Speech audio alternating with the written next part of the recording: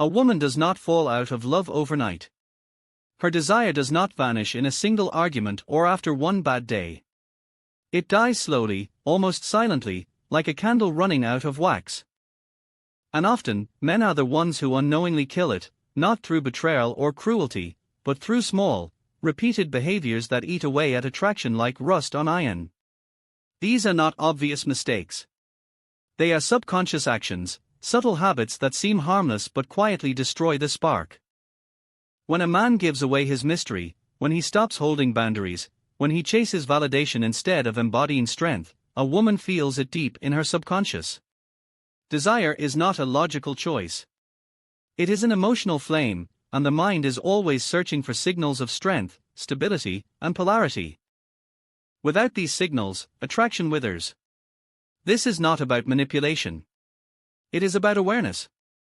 Understanding these hidden behaviors can save relationships, rebuild respect, and help a man step back into the role nature designed for him. So today, let us walk through the shadows of male psychology and reveal the 7 subconscious things men do that quietly kill female desire.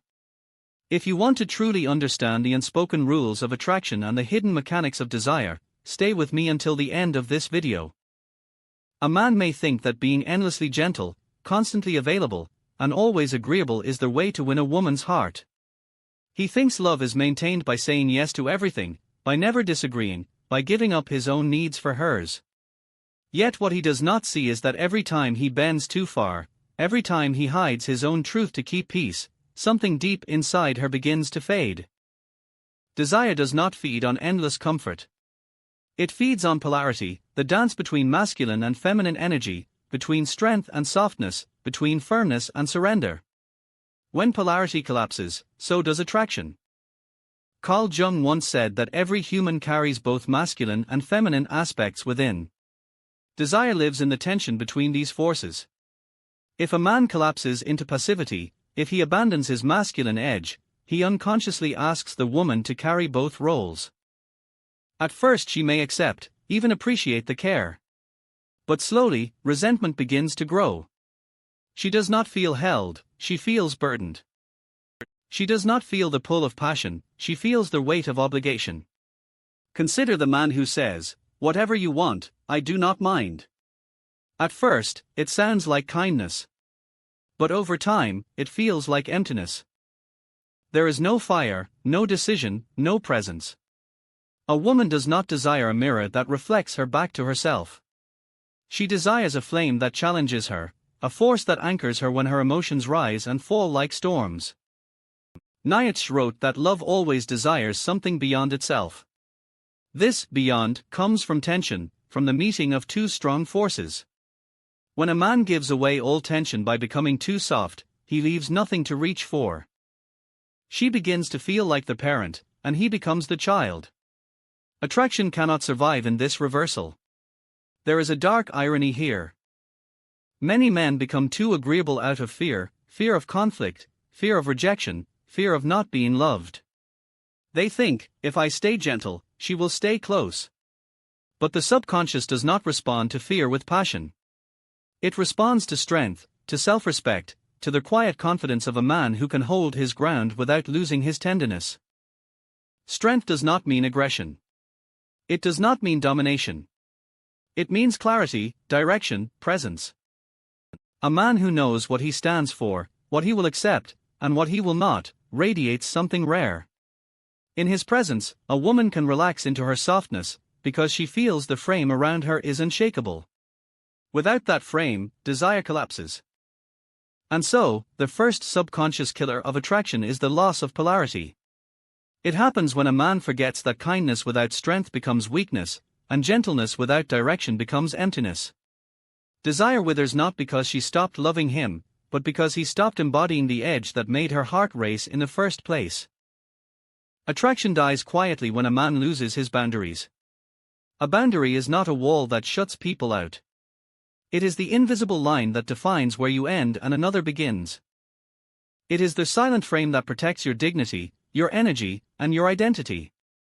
When a man cannot hold this line, when he allows others, especially the woman he loves, to cross it without consequence, something vital erodes. Respect begins to slip away. And when respect dies, desire follows. A woman may not always articulate it, but she feels it deeply. When she tests his patience, when she pushes his limits, she is not always trying to destroy him. Sometimes she is unconsciously searching for the edges of his strength. If every test is met with surrender, if every demand is met with blind compliance, she cannot trust his backbone. She may not say it, but her body knows. She begins to feel less safe, less inspired, less drawn. Freud once wrote that repression creates hidden conflict within the psyche. The same is true in relationships. When a man swallows every discomfort to avoid tension, he represses his truth. That repression does not disappear. It leaks out as passive resentment, quiet withdrawal, or bursts of misplaced anger. And she feels all of it. The silent erosion of boundaries is not just weakness, it is dishonesty. It tells her that the man she thought she knew is not real, but a mask built to avoid conflict. Consider the man who allows constant disrespect in small ways. She teases him harshly in front of others, and he laughs it off while his eyes burn inside. She dismisses his dreams, and he says nothing, hoping silence will keep the peace. But in silence, his authority dies. Every unspoken protest becomes another thread cut from the fabric of attraction. She may not consciously notice, but subconsciously she begins to treat him with less seriousness. Desire cannot live in the absence of seriousness. Boundaries are not about control. They are about truth. When a man says, "This matters to me. I will not accept less," he is not pushing her away, he is grounding her. In that moment, she sees his spine, his clarity, his refusal to betray himself for temporary comfort. And paradoxically, this firmness allows her to soften. For a woman cannot fully surrender desire in the presence of a man who surrenders himself. Think of a tree with weak roots. It bends with every wind until it snaps. A man without boundaries is that tree. But a tree with strong roots stands tall, unshaken by storms, offering shade and safety. A man who lives with rooted boundaries becomes that presence. In him, she feels trust. And trust is the soil in which desire grows. The second subconscious killer of attraction, then, is boundarylessness, the silent surrender of self. When a man refuses to defend his own lines, he quietly invites her to lose the desire that once burned so brightly. Insecurity is one of the most silent destroyers of desire, because it rarely speaks in words. It speaks through signals, through body language, through the nervous energy that fills the air when a man doubts himself. A woman may not always consciously notice, but her subconscious picks up on every tremor. Desire does not thrive in the presence of neediness. It collapses under the weight of insecurity. Think of the man who constantly asks, "Do you still love me? Do you find me attractive?" At first, she may reassure him. But over time, each question steals something from her heart. She begins to feel the imbalance, the desperation behind his words. Love becomes heavy when it carries the weight of constant validation. Desire fades when reassurance replaces mystery. Insecurity shows itself in other ways too. The jealous man who monitors her every move, not because she has betrayed him, but because he cannot trust himself. The man who over-explains, who feels the need to justify every action, as if his very existence requires defense. The man who becomes restless when she is distant for even a moment, who fills silence with frantic words because he fears losing her. Each of these behaviors is a mirror, reflecting a lack of inner grounding. Freud believed that insecurity often grows from childhood wounds, moments when love felt conditional, when affection could be withdrawn without warning. A man who carries those wounds into adulthood may cling to love as if it is always about to slip away. But clinging suffocates what it wants to protect. A woman does not want to mother her partner's insecurity. She wants to feel lifted by his presence, not burdened by his fear. Consider the contrast. A secure man does not need constant affirmation because his sense of worth does not depend on her mood. He does not panic when she withdraws, because he trusts both himself and the connection. He does not fill silence with noise, because his stillness speaks louder than words. In his calm, she feels freedom. In his self-assurance, she feels attraction. Carl Jung spoke of the shadow, the hidden fears we refuse to face. Insecurity is often a man's shadow. He denies it, but it leaks into every interaction. The only way to break free is to confront it, to accept that self-worth cannot come from another's approval. Until that truth is lived, insecurity will keep whispering, and her desire will keep fading. The subconscious is ruthless in this way. A woman may not consciously decide, I am losing attraction because he is insecure. Instead, her body withdraws, her laughter quiets, her gaze wanders. She cannot force desire where insecurity has drained the polarity. So the third subconscious killer of attraction is insecurity. Not the occasional doubt, but the constant, silent plea for validation that turns love into obligation.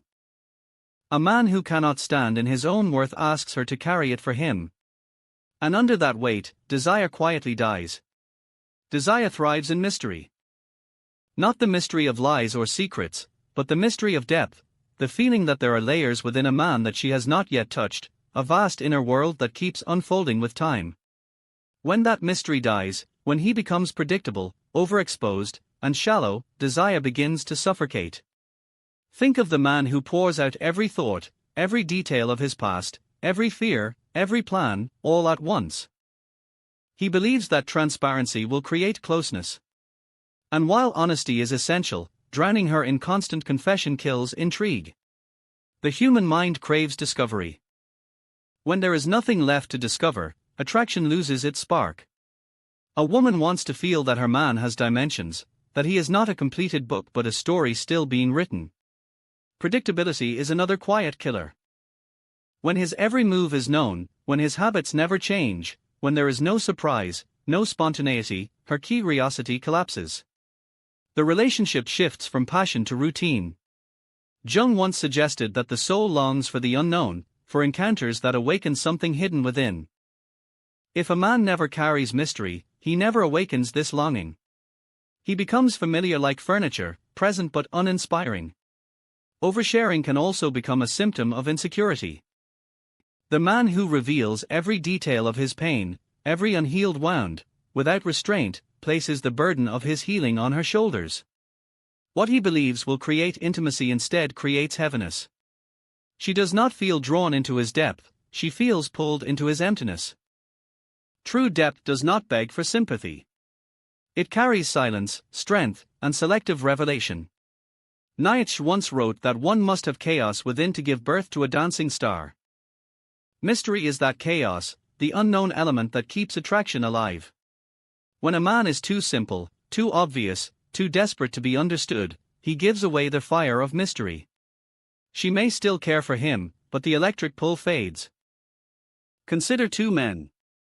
One speaks endlessly about himself, leaving no silence unfilled, making sure she knows every detail.